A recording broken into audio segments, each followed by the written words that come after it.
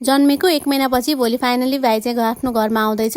अनि हामीले वेलकम चाहिँ राम्रो गर्नुपर्छ है भनेर पहिलेदेखि प्लान गरिरहेको थियौँ कि जान पाइएन सबैजना अब काठमाडौँ।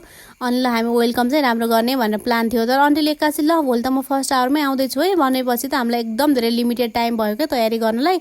अनि सोचेको जस्तो केही होला जस्तो लागिरहेको थिएन। फेरि कस्तो कोइन्सिडेन्ट पर्यो भनेपछि आजै बिदा, बजार पनि सबै बिदा थियो कि लगभग सामानहरू पाउन एकदम गाह्रो भइरहेको थियो। जति छ अनि हामीले भएको जति एभाइलेबलबाट ल्याएर यसरी डेकोरेट गर्न तयार गर्दैछौँ। पहिला चाहिँ माथि राख्यौँ, फेरि अलिक टाढा जस्तो लागेर फेरि अम्काएरलाई तल सार्यौँ।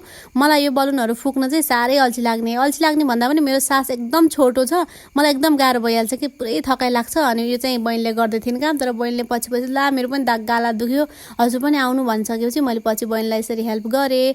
अनि बहिनी चाहिँ मलाई जिस्काइरहेको थिइन् कि हजुर बुढी हुनुभयो, यति काम गरेर थाक्नु हो भनेर जिस्काइरहेको थिइन्। तर के गर्नु, अब थकाइ त लागिहाल्छ नि होइन।